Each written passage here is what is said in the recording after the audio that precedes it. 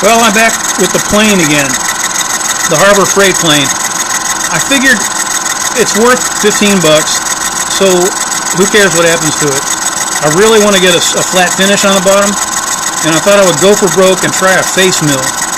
So I'm taking maybe 5/1000 here, and this is a 3-cutter, 3-insert face mill that I got from Shars. I always say that it's Shars.com. I always say that I use Home Depot stuff, only the finest. Well, Shars, of course, is also only the finest. People pick on Shars because it's kind of a low-budget Chinese operation, but now they have a lot of great tools. Their customer service is good, so I don't think anybody with any brains is making fun of Shars now. This thing was very hard to get into the clamp, into the vise. You can see I had to use a piece of round stock on the lower end of it, the side of it toward me. I'm not at all sure that it's going to stay in there. I'm going to try to take off 10/1000, and if I can manage to do that, I'm going to consider myself lucky and give up. I'm not using a tripod right now. It was too hard to get in here.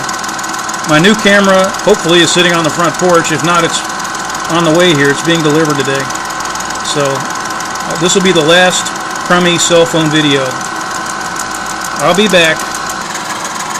I am more than a little concerned about what's going to happen when I get over there to the left. This thing over here may start to vibrate and cause trouble. That's one of the reasons I'm taking such a light cut. You're not really supposed to take light cuts with carbide. Carbide likes deeper cuts. It tends not to be as sharp as high-speed steel. But I don't know what I'm doing. I'm a brave guy, and it's a $15 plane, so I'm going to see what happens anyway. The inserts that come with this thing appear to be very sharp. Not much of a radius on them. I don't know, man. I'm halfway over the first pass. Okay. Here's what I have after one pass. This is the flat area, and this is the area that the cutter hasn't really touched to speak of. It's touched it a little bit over this way. I'm being careful. My hand is like 4 inches away from the spinning blade. I don't want to get any closer than that, but here's a little part where it's cut, and over here, this is all this part that looks kind of dull has been cut, and you can see that there's like an oval kind of a hollow in here, in addition to the fact that the plane is tilted up this way slightly. The sides of the plane were not quite squared to the sole, so I kind of had to pick.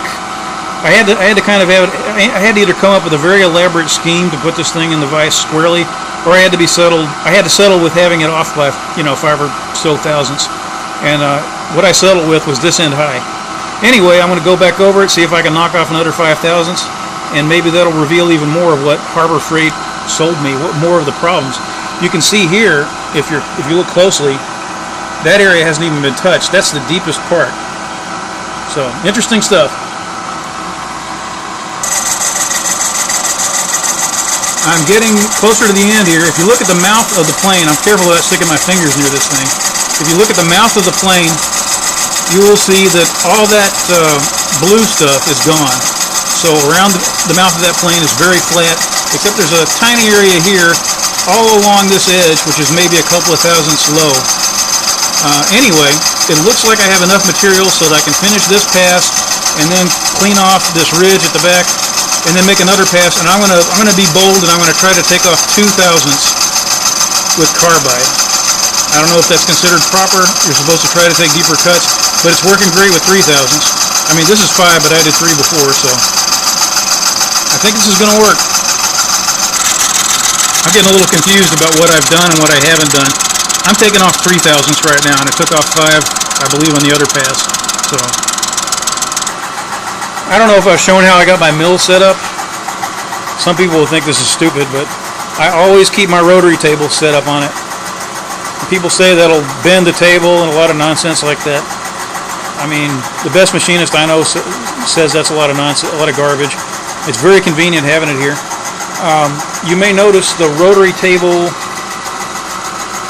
is the same size as the chuck, and usually the chuck will be 2 inches smaller. The reason that mine is the same size is that I made special nuts to go in the T-slots deeper than the nuts that came with this thing. And because of that, I was able to get an 8-inch chuck on an 8-inch table, and that's nice. Gives you more to work with. So you probably can't see what's happening here because I look at the phone and I can't. but there's only one tiny microscopic area right here by the mouth that isn't completely smooth, and it's beside the mouth, not in front of it, not behind it. So I think this is going to be great. So I won't make you watch the whole thing. My Chinese plane, using my Chinese face mill on my half Chinese milling machine, it's working.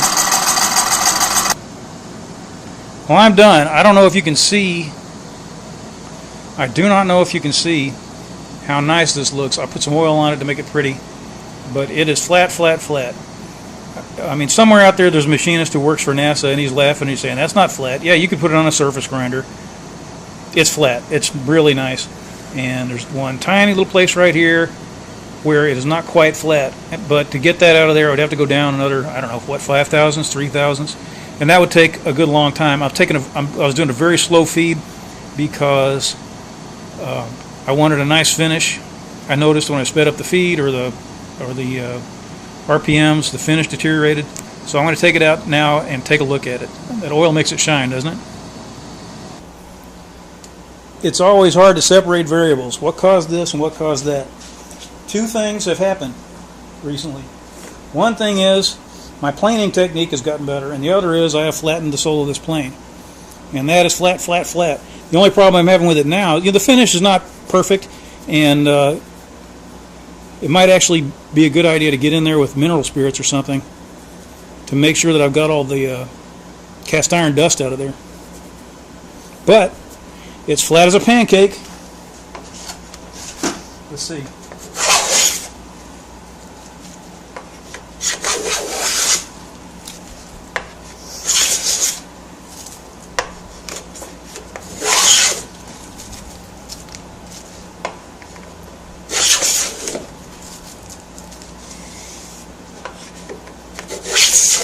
I'm not sure that this iron holds an edge very well. Not sure about that at all. But I've only sharpened it once, and it's still working, and it seems like every time I do something new to the plane, it works a little better. So I wonder if it's square to the sides. I wonder if the sole is square to the sides.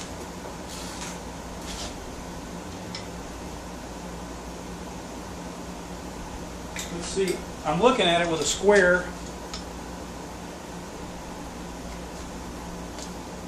And the answer to the question is, it's very hard to see anyway.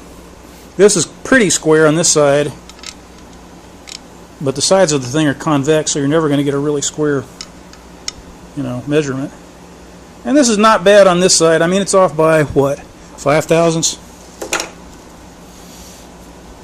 Not an important measurement. Doesn't affect anything that you cut with the plane. So, fun project. It does function. I still say buy an old Stanley, but if you have machine tools and you're bored and you like annoying people and being a wise guy, get yourself one of these Harbor Freight planes and fix it up and just poke the Lee Nilsson people in the eye, and it'll do them some good. It'll get their blood pressure up, and when your blood pressure is high, the blood gets to all the places where it needs to go. That's my theory. Thanks for watching.